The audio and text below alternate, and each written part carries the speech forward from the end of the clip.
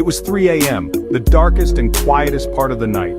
My son Ethan wouldn't stop coughing. Each cough seemed to echo louder in the stillness. His face was flushed, his breathing shallow and labored. I could see the discomfort etched on his small face.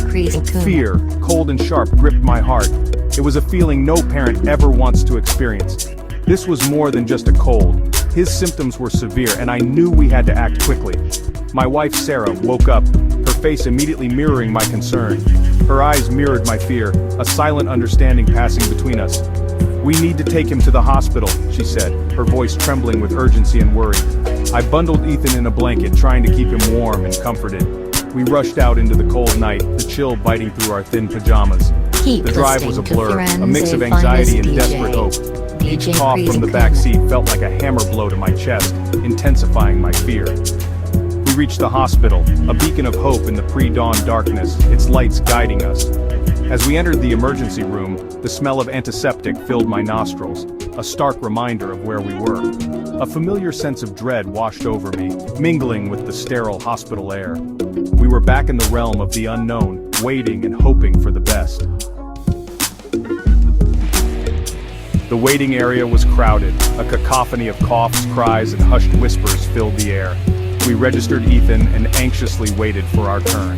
A young girl, no older than 10, sat across from us, her face pale and drawn. Her mother, her eyes red-rimmed with worry, held her hand tightly.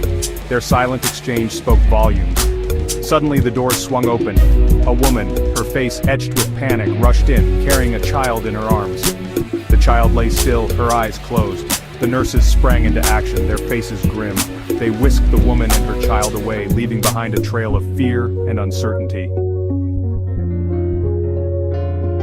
Time seemed to stand still, as if the very universe held its breath. The weight of the unknown pressed heavily upon us, each second stretching into an eternity. The woman who had rushed in with the unconscious child was now on her knees, her face a mask of anguish. Her cries pierced the stillness, a raw, unfiltered expression of a mother's deepest fears. "Please, God, save my daughter!" she cried out, her voice raw with pain. The desperation in her voice was palpable, echoing through the sterile walls of the hospital. "Don't take her from me! Please!"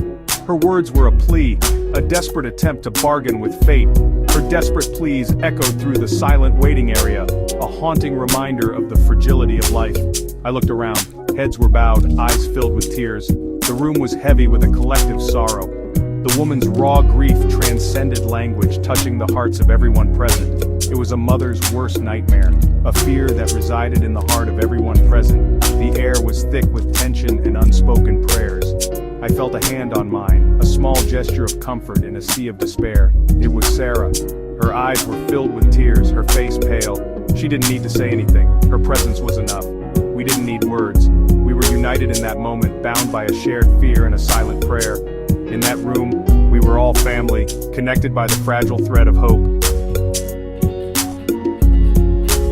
Just when the tension in the room had reached its peak, a door opened. The air was thick with anxiety, every second feeling like an eternity.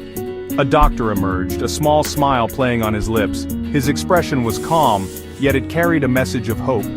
He walked towards the woman who was still on her knees, her hands clasped in prayer. Her whispered words of desperation filled the silent room. "Ma'am," the doctor said gently, "your daughter is awake." His voice was soft, yet it echoed through the room like a beacon of light. "She's going to be fine." The words seemed to hang in the air, offering a lifeline to those who had been drowning in worry. A collective gasp filled the waiting area. It was as if everyone had been holding their breath, waiting for this very moment. The woman looked up, her eyes wide with disbelief. She had been praying for a miracle, and now it was unfolding before her. Tears streamed down her face, but this time, they were tears of joy. The weight of her fears was lifted, replaced by overwhelming relief. She rushed past the doctor, followed closely by a wave of relieved sighs and whispered prayers of gratitude. The room seemed to come alive with emotion. In that moment, the waiting area was no longer a place of fear and uncertainty. It had transformed into a space filled with hope and renewed faith. It had become a sanctuary of hope, a testament to the power of faith and the resilience of the human spirit.